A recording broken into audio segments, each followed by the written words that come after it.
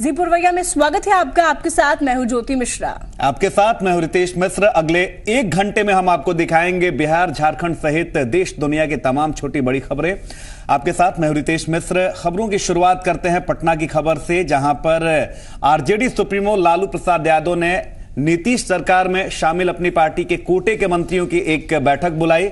इस बैठक में मुख्यमंत्री क्षेत्रीय विकास योजनाओं में तब्दीली से संबंधित सुझाव नीतीश सरकार को देने का फैसला लिया गया। हालांकि आरजेडी कोटे के मंत्रियों के अनुसार यह बैठक डिप्टी सीएम तेजस्वी यादव की ओर से बुलाई गई थी। आगे भी इस मुद्दे पर बैठक चलती रहेगी। मुख्यमंत्री क्षेत्रीय विकास योजना की जो सूची है, जिसमें जो कार्य सूची है, जो उसमें बिंदुएं हैं, कार्य करने कौन कौन सा काम किया जा सकता है, उसी में कुछ अमेंडमेंट हो रहे हैं। उस संदर्भ में आपस में विचार विमर्श करने के लिए हम लोग को बुलाया गया था। लालू जी ने कहा था कि 7 निश्चय का जो कार्यक्रम है वो तो ठीक है, लेकिन पेयजल की व्यवस्था करने के लिए तत्काल कुछ करना होगा। ठीक है, उन्होंने कहा है और सरकार को अपना संदेश दे दिया है। सरकार उस क्षेत्र में भी विचार कर रही है, उस पर जल्द ही कुछ रिजल्ट आएंगे।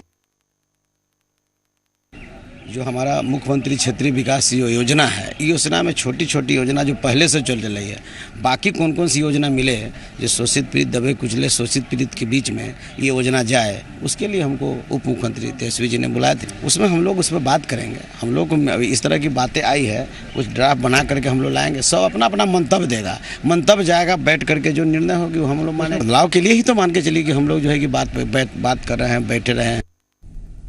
इधर आरजेडी के मंत्रियों की बैठक लेने और बार बार सरकार को लालू की सलाह देने पर बीजेपी ने निशाना साधा। बीजेपी प्रदेश अध्यक्ष मंगल पांडे ने कहा कि लालू अब असली सीएम की तरह एक्ट कर रहे हैं। साथ ही आने वाले दिनों में सरकार की स्थिरता को लेकर भी बीजेपी ने सवाल उठाए। जो बड़ी पार्टी होती है वही सत्ता का नेतृत्व करती है। आज लालू प्रसाद जी अब उस सच्चाई के साथ काम करना शुरू कर दिए हैं और आज असली मुख्यमंत्री के रूप में लालू प्रसाद जी अब धीरे धीरे एक्ट कर रहे हैं। पहले पत्र लिखा करते थे, अब आज मंत्रियों की बैठक से उन्होंने काम को और आगे बढ़ा दिया है। और जो बात भारतीय जनता पार्टी लगातार कहते रह रही है, उसी बात को कहीं ना कहीं लालू जी भी अब कहना शुरू किए हैं। सरकार के अंदर सब कुछ सामान्य नहीं चल रहा है, इस विषय को दर्शाता है। मंत्रियों के समूह की अलग बैठक लालू प्रसाद जी कर रहे हैं, यह भी दर्शाता है कि आगे आने वाले दिनों में मामला और बिगड़ेगा, सरकार अस्थिर होगी। मुख्यमंत्री नीतीश कुमार ने पटना प्रमंडल के अधिकारियों के साथ एक बैठक की। बैठक में जिलों के प्रभारी मंत्रियों के साथ साथ संबंधित विभागों के सचिव, पटना प्रमंडल के सभी जिलों के जिलाधिकारी और एसपी, जोन के आईजी और डीआईजी सहित कई वरीय अधिकारी इसमें मौजूद रहे। बैठक में बिहार विकास मिशन, शराबबंदी, लोक शिकायत निवारण कानून की तैयारी, अग्निकांड और पेयजल की समस्या पर चर्चा हुई।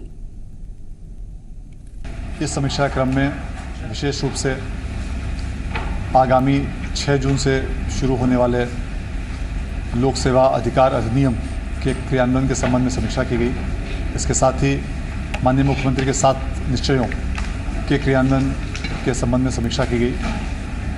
इसके साथ साथ आगामी भीषण गर्मी की संभावना के मद्देनज़र आगलगी की घटनाओं और उसके रोकथाम के संबंध में विस्तारपूर्वक समीक्षा की गई और गर्मी में पेयजल की समस्या का समाधान करने के लिए और इसके निराकरण के संबंध में संबंधित पदाधिकारियों को निर्देश दिया गया। लागू किए गए शराबबंदी के क्रियान्वयन के संबंध में विभिन्न जिलों के पुलिस अधीक्षकों और जिला पदाधिकारियों के साथ समीक्षा बैठक आयोजित की गई और इस समीक्षा क्रम में एक महत्वपूर्ण बात यह उभर कर सामने आई है कि अपराध के आंकड़ों में प्रोहिबिशन लागू होने के पश्चात काफ़ी ज़्यादा कमी हुई है। पिछले वर्ष की तुलना में 27% कमी हुई है।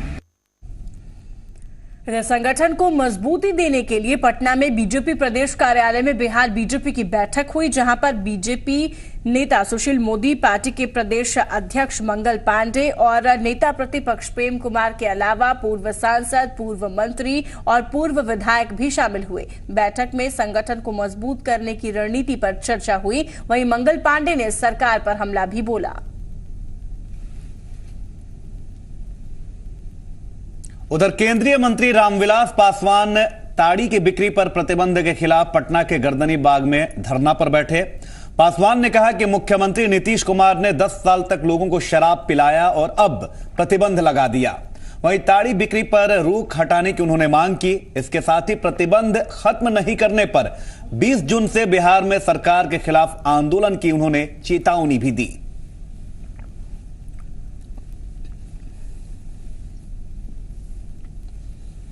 छोटा भैया नेता है, अक्सर दिख जाता। लालू यादव इतना डर क्यों गए हैं, यही बात का हमको पता नहीं चलता है। लालू यादव को डरना नहीं चाहिए। लालू यादव को खुल के कहना चाहिए कि उसमें कॉमा फुल स्टॉप कुछ नहीं चेंज होगा। जो हमने 1991 में कानून बनाया था और हम लोग उस समय में एक साथ में थे। और ताड़ी की बिक्री को लेकर विपक्ष के विरोध को लेकर डिप्टी सीएम तेजस्वी यादव ने भी रामविलास पासवान पर निशाना साधा। तेजस्वी यादव ने कहा कि वो सिर्फ पॉलिटिकल माइलेज के लिए ये हथकंडे अपना रहे हैं।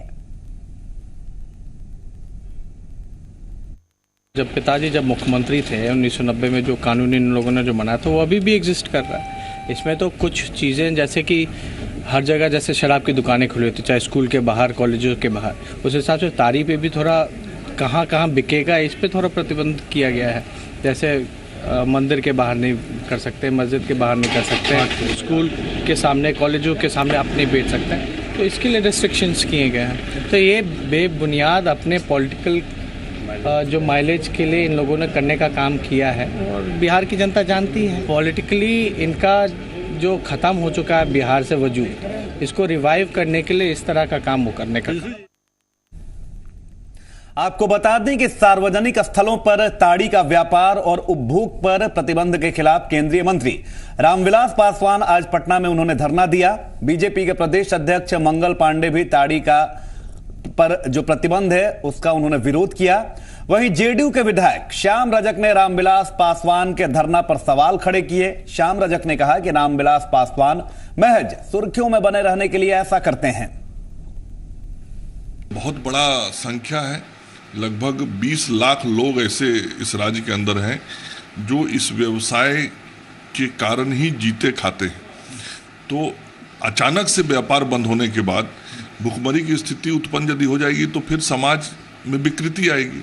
फिर हो सकता है इस समाज के लोग अपराध की ओर चले जाएं, क्योंकि खाने के लिए पैसा चाहिए और फिर जब सही ढंग से पैसा नहीं आता है तो आदमी गलत करता है। कुल मिला के राज्य की सरकार प्रताड़ित करने का काम कर रही है और अनावश्यक तरीके से बिहार के गरीब समाज को परेशान किया जा रहा है। फोटो सेशन धरना है, ये उद्देश्यों के लिए नहीं धरना है। और मैं ये कहूँ कि गांधी और जयप्रकाश के जो उद्देश्य रहे हैं उपवास का, धरना का, आंदोलन का, उसको कलंकित करने का कारण रामविलास जी कलंकित कर रहे हैं, उसको कालिख लगाने का काम कर रहे हैं। कोई धरना उद्देश्यों को लेकर के होता है, ताड़ी पर कोई प्रतिबंध नहीं है। जो 1991 में जो नियम था, जो कानून थे, उसी का पालन किया जा रहा है। और वहीं बिहार सरकार में मंत्री महेश्वर हजारी ने भी बिहार में शराबबंदी को पूरी तरह से सफल बताया है। साथ ही विरोध को लेकर विपक्ष पर हमला भी बोला। विपक्ष के पास कोई मुद्दा नहीं रह गया, चूंकि आदरणीय नेता नीतीश कुमार जी ने जिस दृढ़ इच्छा शक्ति का परिचय दिया है शराबबंदी का, वो मैं समझता हूँ पूरे भारत में कहीं नहीं हुआ ऐसा। और इसका फलाफल यह है कि जब भी जाते हैं 12 बजे रात के 2 बजे रात में पास करते हैं तो कहीं कोई देर डुलाने वाला नहीं मिलता है। बाराती में भी जाते हैं तो वही हाल रहता है। इतना लोग खुश है इस फैसला से, लेकिन पता नहीं हमारे विपक्ष के लोग का कोई मुद्दा नहीं मिलता है तब उसके लिए धरना प्रदर्शन कर रहे हैं। तो बिहार में शराबबंदी लागू होने के बावजूद भी इस पर सियासत थमने का नाम नहीं ले रहा है। बीजेपी के प्रदेश अध्यक्ष मंगल पांडे ने जहां सरकार पर इसे कड़ाई से लागू नहीं करने का आरोप लगाया है, तो दूसरी तरफ जेडीयू के विधायक श्याम रजक ने विपक्ष के आरोपों को खारिज किया है। अलग अलग क्षेत्रों से जानकारी हम लोग को मिल रही है अपने कार्यकर्ताओं के माध्यम से, या हम दौरे पे जाते हैं तो उसके माध्यम से। गांव में अभी भी लोग शराब कहीं ना कहीं से सेवन कर रहे हैं, और जो सीमावर्ती क्षेत्र है वहाँ के लोग भी सेवन कर रहे हैं, या तो सीमा के अंदर से ही पीते हों या बाहर से लेके आते हों। लेकिन पूरे राज्य के अंदर से ये जानकारी मिल रही है कि गांव में अभी भी शराब लोग पी रहे हैं। वो नशा और शराब के वो पक्षधर रहे हैं। पंजाब से लेकर के दिल्ली तक नशा का ही जोर चलता है, तो उसके पक्षधर रहे हैं तो उनको मुबारक हो। लेकिन बिहार के लोगों ने शराबबंदी को पूरा रूप से स्वीकार कर लिया है। आगे बढ़ते हैं। गैर संघवाद का नारा देकर दिल्ली की कुर्सी तक पहुंचने की नीतीश कुमार की मुहिम कांग्रेस को रास नहीं आ रही है। कांग्रेस नेता और बिहार सरकार के पशु और मत्स्य संसाधन मंत्री अवधेश कुमार सिंह ने नीतीश को पीएम मटेरियल बताए जाने के लालू के बयान पर कहा कि आरजेडी रीजनल पार्टी है और कांग्रेस नेशनल पार्टी है। ऐसे में अगर केंद्र में महागठबंधन की सरकार बनती है तो राहुल गांधी ही प्रधानमंत्री होंगे, न कि नीतीश कुमार। कांग्रेस कोई रीजनल पार्टी नहीं, कांग्रेस नेशनल पार्टी है कि अगर इस देश में कांग्रेस हुकूमत में आएगा तो हमारे नेता राहुल गांधी होंगे। और इस वक्त एक बड़ी खबर आ रही है छपरा से, जहां पर बनियापुर थाना के भटवलिया गांव में भीषण आग लग गई है। भटवलिया में 50 से भी ज्यादा घर जलकर राख हो गए हैं। आग बुझाने के दौरान एक शख्स ने अपनी जान भी गंवा दी है। तो बड़ी खबर हमारे पास छपरा से आ रही है, जहां पर बनियापुर थाना क्षेत्र के भटवलिया गांव में भीषण आग लग गई है, जिसमें 50 से ज्यादा घर जलकर राख हो गए हैं। लेकिन सबसे दुख की बात यह रही है कि आग बुझाने के दौरान एक व्यक्ति की जान चली गई है, जलने के चलते उसकी जान चली गई है। और इसी खबर पर हमारे साथ हमारे संवाददाता राकेश फोन लाइन पर जुड़ चुके हैं। राकेश, सबसे पहले जानना चाहेंगे पूरे मामले पर अपडेट, और प्रशासन की तरफ से क्या कुछ राहत और बचाव कार्य चलाया जा रहा है? जी देखिए, भटवलिया गांव है बनियापुर थाना क्षेत्र का, मतलब कमजोर वर्ग का यह बस्ती है जहां यह आग लगी है अब से कुछ देर पहले। और जो सूचनाएं मिल रही है उसमें आग बुझाने के दौरान जो है ईद मोहम्मद नाम के एक व्यक्ति की मौत हुई है। और जहां तक प्रशासन की बात की आपने, आपको बता दें कि प्रशासन इस घटनास्थल तक पहुंचने, दमकल की गाड़ियां की पहुंचने की बात बताई जा रही है कि दमकल की गाड़ियां घटनास्थल पर पहुंच गई है, लेकिन वो नाकाफी बताया जा रहा है। जी, आग लगने के कारणों का कुछ पता चल सका है? जी देखिए, अब जैसे कि लोगों का कहना है कि खाना बनाने के क्रम में जो लापरवाही होती है, हम आपको बता दें कि जो लापरवाही खाना बनाने के क्रम में होती है कि जो चूल्हे जलाने के बाद उसको ठीक से बुझाया नहीं जाता है, और यही मतलब आए दिन जो आग लग रहा है उसका सबसे बड़ा कारण बिल्कुल कहीं ना कहीं असावधानी की बात निकलकर कहीं भी अगर आग लग रही है तो जरूर सामने आ रही है। आप हमारे साथ जुड़े और इतनी जानकारी दी, राकेश आपका बहुत बहुत शुक्रिया। तो आपको बता दें कि छपरा की एक खबर है जहां पर बनियापुर के भटवलिया में भीषण आग लगी है, 50 से ज्यादा घर इसमें जलकर राख हो गए हैं। और सबसे दुख की बात इसमें यह रही है कि आग बुझाने के क्रम में एक युवक की जलने से मौत हो गई है। और हम भी अपील आपसे करना चाहेंगे कि भीषण गर्मी का सीजन है, लिहाजा आग से सावधानी बरतें और कहीं भी चिंगारी को बढ़ने ना दें और सावधानी बरतें ताकि किसी भी गांव में इस तरह का हादसा ना हो सके।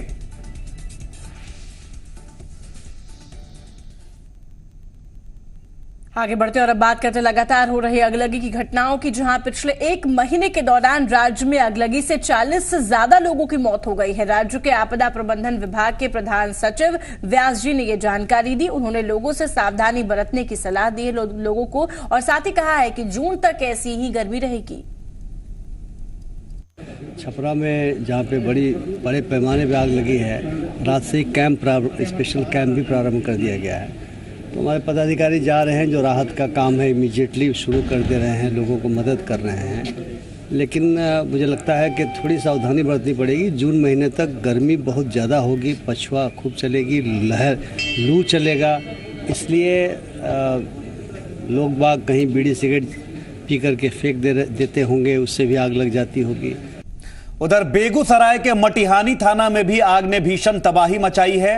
महाजी टोला में आग ने सैकड़ों घरों को अपनी चपेट में ले लिया। सूचना मिलने के बाद दमकल की कई गाड़ियां मौके पर रवाना हुई और स्थानीय लोगों की मदद से आग पर काबू पा लिया गया। लेकिन जब तक सैकड़ों घरों का आग बुझाया जाता तब तक सैकड़ों घर जलकर खाक हो गए।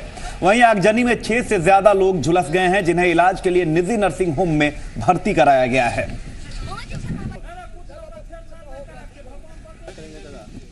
तो बिहार में शराबबंदी लागू हो गई है। पुलिस और प्रशासन सख्ती से शराबबंदी लागू कराने में जुटी हुई है, लेकिन सबसे ज्यादा चुनौती है बॉर्डर इलाकों में, जहां सीमा पार से शराब की खेप लाई जा रही है। बिहार के कई जिलों में सीमा पार से शराब खपाने का खुला खेल खेला जा रहा है। देखिए हमारे खास रिपोर्ट के जरिए। जमुई और बांका से सटे झारखंड के देवघर में आजकल शराब की डिमांड ज्यादा है। यहाँ बिहार के शराबियों की भीड़ लगी रहती है, जो अपने साथ भारी मात्रा में शराब भी खरीद कर ले जाते हैं। जमुई देवघर सीमा पर शराब की 2 दुकानें हैं, जहां शराबियों की भीड़ जुटी रहती है।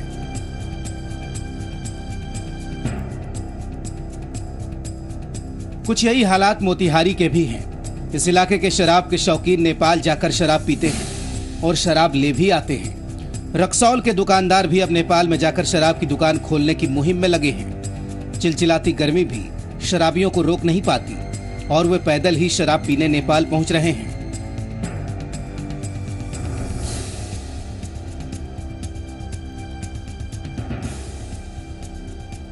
सासाराम में बिहार उत्तर प्रदेश सीमा पर पुलिस सघन तलाशी करती है, लेकिन बावजूद इसके शराबी पीने का कोई न कोई उपाय निकाल ही लेते हैं। बिहार की सीमा के भीतर भले ही होटल और ढाबों में सन्नाटा पसरा हो, लेकिन यूपी की सीमा में रौनक नजर आती है। सीतामढ़ी में भी शराब के शौकीन नेपाल जाकर अपना शौक पूरा कर रहे हैं। एक अनुमान के मुताबिक नेपाल की 64 किलोमीटर की खुली सीमा के जरिए हर रोज करीब 35,000 शराबी नेपाल के मैखाने की रौनक बढ़ा रहे हैं। नेपाल बॉर्डर से करीब आधा किलोमीटर के अंदर ही सैकड़ों बियर बार और शराब की दुकानें हैं, जहां बिहार के शराबी रोजाना पीने के लिए जुटते हैं। बक्सर में भी यूपी बिहार की सीमा पर कुछ ऐसा ही माहौल नजर आ रहा है। पुलिस भले ही सख्ती के लाख दावे करे, लेकिन नाव के जरिए गंगा पार कर शराब की तस्करी हो रही है। हालांकि पुलिस ने कई लोगों को गिरफ्तार भी किया, लेकिन फिर भी शराब की तस्करी जारी है। देवघर से दीप नारायण, मोतिहारी से पंकज, सासाराम से अमरजीत, सीतामढ़ी से त्रिपुरारी के साथ बक्सर से रवि की रिपोर्ट, जी मीडिया। इधर पटना रेल पुलिस ने गुप्त सूचना के आधार पर कई ट्रेनों में छापेमारी करके शराब की 15 बोतलें जब्त की हैं। आपको बताया कि पुलिस ने नई दिल्ली राजधानी एक्सप्रेस से शराब की 6 बोतलें, जबकि संपूर्ण क्रांति और श्रमजीवी एक्सप्रेस से 9 शराब की बोतल को बरामद किया। दरअसल पुलिस को सूचना मिली थी कि दिल्ली से छुपाकर ट्रेन में शराब लाई जा रही है, जिसमें पेंट्री कार के कर्मचारियों और कोच अटेंडेंट की मिलीभगत होती है। रेल पुलिस ने ट्रेनों में सघन चेकिंग अभियान चलाने की बात कही है। बिहार में पूर्ण शराबबंदी लागू है, माननीय मुख्यमंत्री जी के द्वारा लागू किया गया है, जो कि अभियान के तहत रेल से आने वाले शराबों को हम लोग रोकने का प्रयास कर रहे हैं और शराबबंदी का जो आदेश है उसको पूर्णतः जो है सफल बनाने का अभियान हम लोग चलाए हैं। और इसमें हम लोग प्रयास कर रहे हैं कि बिहार में ट्रेन के द्वारा शराब नहीं लाया जाए और ऐसे लोगों पर अंकुश लगाया जाए। ऐसे कार्रवाई को मैंने लोगों को गिरफ्तार किए हैं और शराब पकड़ने का प्रयास कर रहे हैं। लखीसराय में इंग्लिश मोहल्ले में अपराधियों ने एक होटल संचालक की हत्या कर दी। मिल रही जानकारी के अनुसार गंगा यादव अपने होटल पर बैठे हुए थे। इसी दरमियान 3 अपराधी पहुंचे और उन्हें गोली मार दी। गोली लगने के बाद गंगा यादव की घटनास्थल पर ही मौत हो गई। पुलिस के अनुसार गंगा यादव हत्या के एक मामले में गवाह थे और इसी वजह से उनकी हत्या की गई। उधर पुलिस ने इस मामले में एक आरोपी को गिरफ्तार किया है और 3 लोगों को हिरासत में लेकर पूछताछ कर रही है।